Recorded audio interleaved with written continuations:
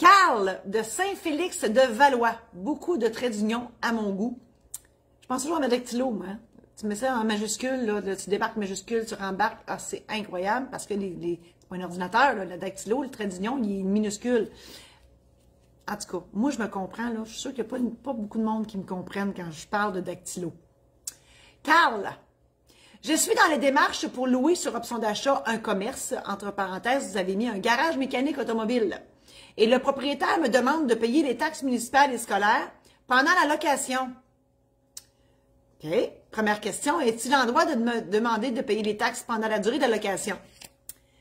J'en ai parlé tantôt, mais c'était au niveau résidentiel. C'est un peu la même chose. Donc, légalement, c'est le propriétaire de l'immeuble qui doit les payer à la municipalité, à la commission scolaire, les taxes municipales et scolaires. Et il doit aussi assurer l'immeuble. Ça, c'est des obligations légales du propriétaire. Mais ça se peut que lui décide que vous allez lui payer en plus du loyer le montant correspondant à ces frais-là. Ça se peut. Puis il a le droit. OK? Mais légalement, c'est lui qui doit les payer. Deuxième question.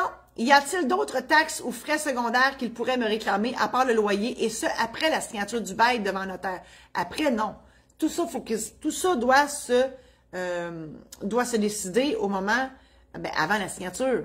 Parce qu'après, si vous êtes d'accord tous les deux, vous pouvez faire une modification au contrat signé. Tant qu'on s'entend, il n'y a pas de problème, on peut tout modifier. Mais normalement, on s'entend là-dessus avant. D'autres frais, il peut vous charger l'électricité, il peut vous charger plein d'affaires. Tu sais, des fois, il y a deux emplacements sur le même compteur. Ça se peut qu'ils disent, là, je n'ai pas le choix de moi te charger l'électricité, puis je vais te le... Moi, à mon bureau, c'est comme ça. Donc, dans le loyer, il y a le prix de l'électricité. Bref, oui, mais c'est à se parler qu'on se comprend. Fait que Carl de Saint-Félix-de-Valois, parlez-vous et je suis certaine que vous allez arriver à quelque chose de bon. Puis le notaire est déjà dans le décor de ce que je comprends. Donc, le notaire est là pour vous aider à faire la médiation si jamais il y a des petits trucs qui coincent. Et là, je comprends que, en tout cas, j'ai un feeling que vous démarrez en entreprise.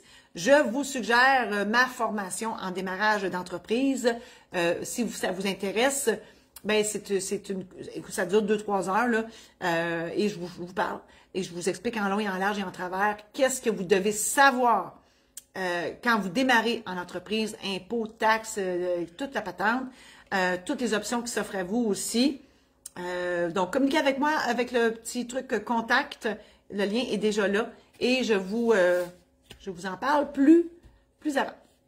Je vous invite à la partager, cette chronique, à vos amis Facebook si vous croyez que ça peut servir à d'autres. Je vous invite à consulter mon site internet marie-josée-saint-laurent.com, l'autre de ma maison d'édition, maison-d'édition-saint-laurent.com. J'ai pas parlé de mon domaine de villégiature, des chalets en Boiron à louer dans les Laurentides, domaine-lamarieuse.com. Je vous invite aussi à vous procurer vos billets. Là, je parle pour la région de l'Abitibi. Vos billets pour ma chaufférence, mon rodage de ma chaufférence intitulée « Vaut mieux en rire avant de partir ».